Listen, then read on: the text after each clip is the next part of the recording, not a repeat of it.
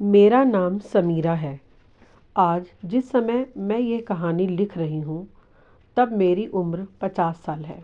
लेकिन मेरी यह कहानी उस समय की है जब मैं केवल 25 साल की आत्मविश्वास से भरी, सुंदर सपनों से भरी एक युवती थी।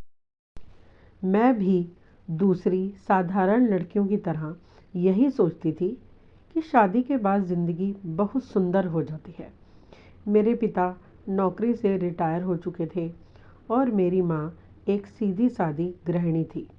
मेरा छोटा भाई एक कॉलेज में पढ़ रहा था। मैं पढ़ाई में ठीक ठाक थी और बीएड करने के बाद एक प्राइवेट स्कूल में टीचर की जॉब करती थी।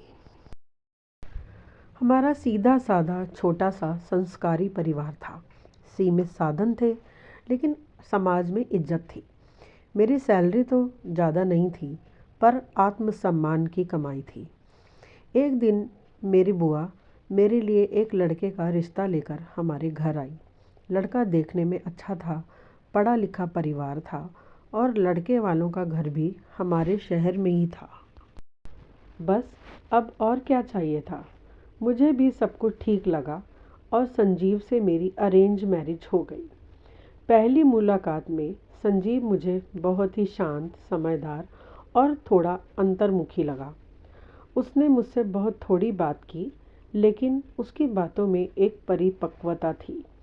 हमारी शादी धूमधाम से हुई। विदाई के समय माँ की आंखों से बहते आंसू, पिता की भीगी हुई पलकें और मेरे छोटे भाई का उदास चेहरा, सब कुछ सामान्य ही था। परंतु मैंने ऐसा नहीं सोचा था कि यह आंसू केवल मेरी विदाई के नहीं थे, बल्कि मेरे आने वाले दर्द भरे कल की आहट के थे। मेरी शादी के शुरू के कुछ महीने तो बिल्कुल ठीक ठाक रहे। ससुराल बड़ा था, सास, ससुर, ननद और संजीव। मेरी पूरी कोशिश रहती कि मैं सबको खुश रखूं। सुबह जल्दी उठना, पूजा पाठ करना, रसोई का काम निपटाकर स्कूल जाना और स्कूल से लौटने के बाद भी घर का पूरा काम करना, और यह सब मैं खुशी खुशी करती थी। मेरी हमेशा यही कोशिश रहती थी कि मैं किसी को शिकायत का मौका ना दूं। लेकिन धीरे धीरे कुछ बातें मुझे चुभने लगीं, जैसे सास का हर बात पर टोका टाकी करना। हमारे घर में बहुएं ऐसे नहीं करती, तुम्हारे माँ बाप ने तुम्हें कुछ सिखाया ही नहीं। शुरू में मैंने इन बातों को यह सोचकर नज़रअंदाज किया कि नया घर है, थोड़ा वक्त लगेगा। लेकिन संजीव हमेशा चुप रहता। जब कभी मैं संजीव से पूछती कि तुम्हारी माँ मुझसे ऐसी बातें क्यों करती हैं, तब वह मुझसे इतना ही कहता, तुम कुछ ज़्यादा ही सोचती हो, मेरी माँ का स्वभाव ऐसा ही है। धीरे धीरे मुझे एहसास हुआ कि इस घर में मेरी कोई अहमियत ही नहीं है। मैं नौकरी करती हूँ, स्कूल जाना, बच्चों को पढ़ाना मुझे अच्छा लगता है। लेकिन धीरे धीरे मेरे ससुराल वालों ने मेरी नौकरी को ही एक समस्या बना दिया। अब मेरी सास को मेरा स्कूल जाना भी अखरने लगा। वह कहती, बहू नौकरी करेगी तो घर कौन संभालेगा? हमारे बेटे की कमाई कम है क्या? एक दिन संजीव ने भी कह दिया कि अगर तुम नौकरी छोड़ दो तो माँ को अच्छा लगेगा। संजीव की बात सुनकर मैं चौंक गई। मैंने उसे कहा, नौकरी छोड़ दूँ? अपनी पहचान, अपना आत्मसम्मान छोड़ दूँ? उसने कहा, शादी के बाद यह सब मायने नहीं रखता। मैंने नौकरी नहीं छोड़ी। शायद यही मेरी सबसे बड़ी गलती थी। दिन बीतते गए और ताने बढ़ते गए। मेरे हर काम में गलती निकाली जाती। कभी सब्ज़ी में नमक कम है तो कभी सब्ज़ी को ज़्यादा पका दिया है। दूसरी तरफ ननद का हर काम सही और मेरा हर काम गलत ठहराया जाता। संजीव भी अब मुझसे कुछ कटे कटे रहने लगे। उन्होंने मुझसे बात करना भी बहुत कम कर दिया। ऑफिस से लौटकर मोबाइल, टीवी और बस अपने परिवार वालों के साथ बात करना, यही उनकी दुनिया थी। ऐसा लग रहा था जैसे मैं उनकी दुनिया का हिस्सा ही नहीं हूँ। एक दिन हिम्मत करके मैंने संजीव से कहा कि क्या हम अलग घर लेकर रह सकते हैं। मेरी बात सुनते ही संजीव भड़क गया और गुस्से से बोला कि क्या तुम मुझे मेरे माँ बाप से अलग करना चाहती हो? तुम ऐसा सोच भी कैसे सकती हो कि तुम्हारे कहने पर मैं अपने माता पिता को छोड़ दूँगा? तुम कितनी स्वार्थी हो। मैं पूरी रात रोती रही। अब मेरी कहानी यहाँ से और भी कड़वी हो गई। एक दिन मैं अपने स्कूल के एक सहकर्मी विवेक से मोबाइल पर बात कर रही थी। बात बस औपचारिक ही थी। मेरी सास ने मुझे विवेक से फ़ोन पर बात करते हुए सुन लिया। बस उसे मौका मिल गया और बात का बतंगड़ बना दिया। शाम को सबके सामने मुझ पर आरोप लगाया कि आजकल फ़ोन पर बहुत हंसी ठिठोली करती रहती है। लगता है बाहर कहीं किसी के साथ अपना मुंह काला कर रही है। अपनी सास की यह बात सुनकर मैं अवाक रह गई। संजीव ने मेरी ओर देखा लेकिन कुछ बोला नहीं। उसकी इस खामोशी ने मुझे अंदर तक तोड़ कर रख दिया। मेरी सास ने कहा कि हमें ऐसी कैरेक्टरलेस बहू नहीं चाहिए। संजीव ने भी कह दिया कि तुम्हारे आने से हमारे घर का माहौल खराब हो गया है। मैंने कांपती आवाज़ में पूछा, तो इसका समाधान क्या है? उसने कहा, तलाक। वह शब्द मेरे कानों में हथौड़े की तरह गूंज गया। तलाक? मैंने सोचा कि शायद यह बात संजीव ने गुस्से में कह दी है, लेकिन एक हफ्ते बाद ही मेरे पास संजीव ने तलाक का नोटिस भिजवा दिया और यह खबर आग की तरह फैल गई। किसी ने मुझे नहीं पूछा कि क्या हुआ, बस सबने फैसला सुना दिया। कोई कहता ज़रूर लड़की में ही कोई खोट होगी, कोई कहता आजकल की लड़कियां घर नहीं संभाल पाती, ज़रूर किसी और के चक्कर में रही होगी। मेरे माता पिता चुप थे। मेरी माँ रात रात भर रोती रहती थी और मैं अपना वजूद तलाश रही थी। कोर्ट में जज ने कहा तलाक मंजूर किया जाता है। मेरे माथे पर तलाकशुदा का ठप्पा लग चुका था। लोगों को लगता है कि तलाक के बाद सब कुछ ख़त्म हो जाता है, लेकिन असली कहानी तो वहीं से शुरू होती है। बस मेरे साथ एक सवाल था। अब मायके वापस लौटना मेरे लिए आसान नहीं था। मोहल्ले वालों की निगाहें, रिश्तेदारों की फुसफुसाहट और सभी का यही सवाल, अब आगे क्या करेगी? मेरे पास इन सवालों का कोई जवाब नहीं था। रात को आईने के सामने खड़े होकर मैंने खुद से पूछा, क्या सच में मेरी गलती थी? तलाकशुदा होना इतना बड़ा अपराध है? उस रात मैंने फैसला किया कि अब मैं चुप नहीं रहूँगी। तलाक के बाद मेरी ज़िंदगी अचानक जैसे खोखली हो गई थी। वही घर था, वही माँ की रसोई थी, पिता की पुरानी अलमारी, मेरा पुराना कमरा, वही आंगन, लेकिन अब मैं अलग थी। लोगों को लगता है कि तलाक होने के बाद औरत आज़ाद हो जाती है, लेकिन सच यह है कि वह एक ऐसी जेल में चली जाती है जिसकी दीवारें दिखाई तो नहीं देती, पर होती हर तरफ है। तलाक के बाद की पहली सुबह बहुत भारी होती है। मैं देर तक बिस्तर पर ही पड़ी रही। ना कोई जल्दी थी, ना कोई उम्मीद। माँ ने बड़े प्यार से आवाज़ लगाई कि चाय ठंडी हो रही है। मैं उठकर आईने के सामने खड़ी हुई। वही चेहरा था, पर आंखों में कुछ मर चुका था। तलाक के बाद कुछ लोग बदल जाते हैं, कुछ ज़्यादा ही अच्छे बन जाते हैं और कुछ अजनबी से भी बदतर हो जाते हैं।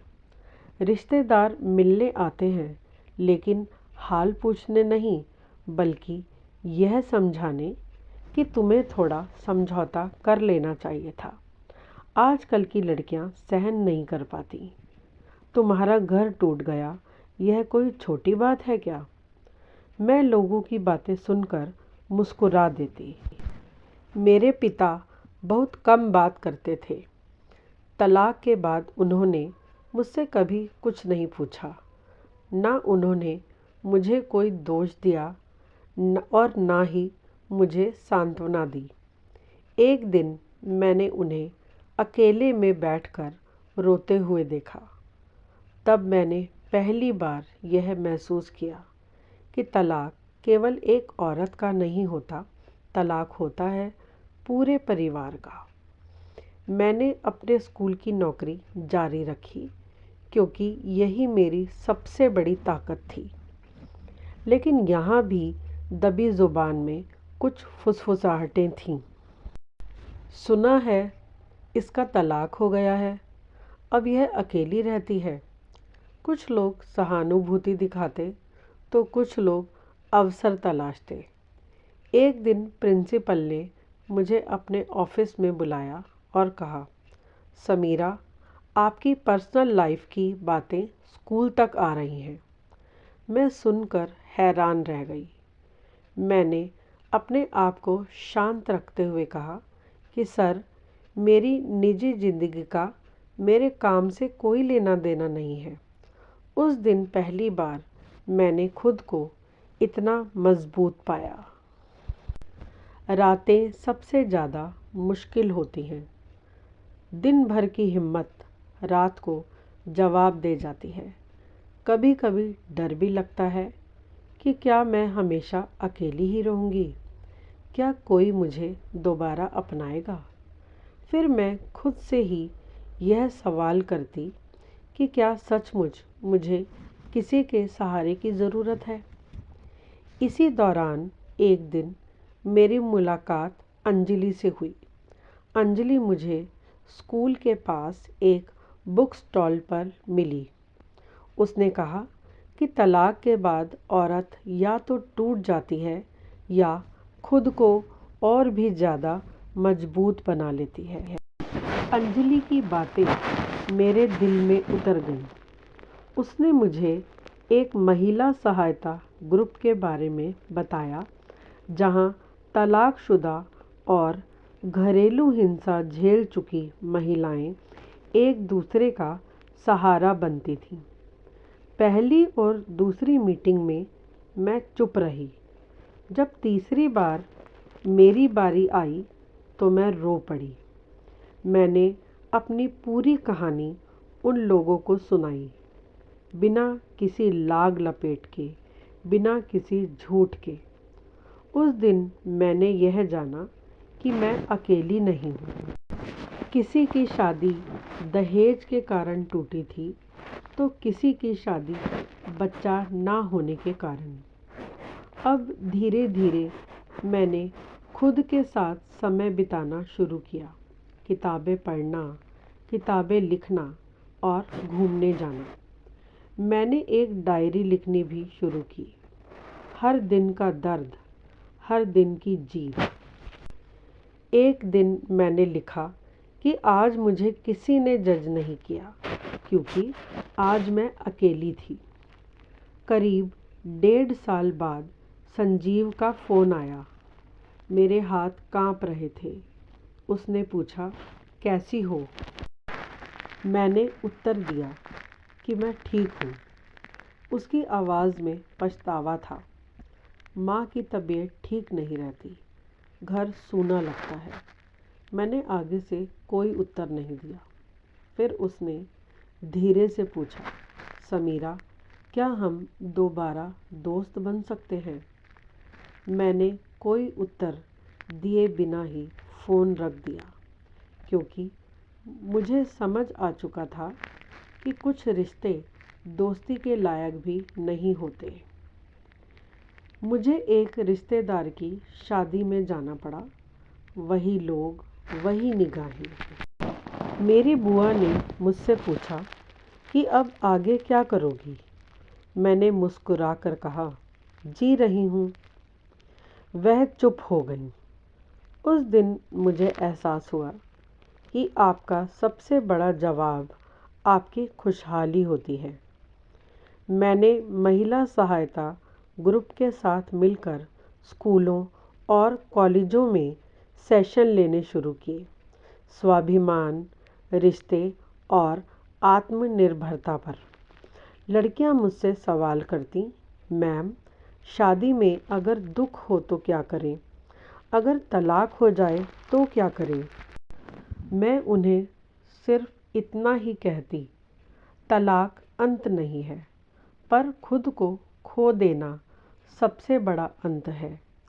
एक रात मेरी माँ प्यार से मेरा हाथ पकड़कर बोली, हमें डर लगता था कि लोग क्या कहेंगे। मैंने कहा, माँ, लोग तो हमेशा कुछ ना कुछ कहते ही रहते हैं। मेरी बात सुनकर वह रो पड़ी। बेटी, हमें माफ़ कर देना। मैंने उन्हें गले से लगा लिया। उस दिन मुझे लगा मैं सचमुच आगे बढ़ गई हूँ। आज मैं अकेली हूँ पर कमज़ोर नहीं हूँ।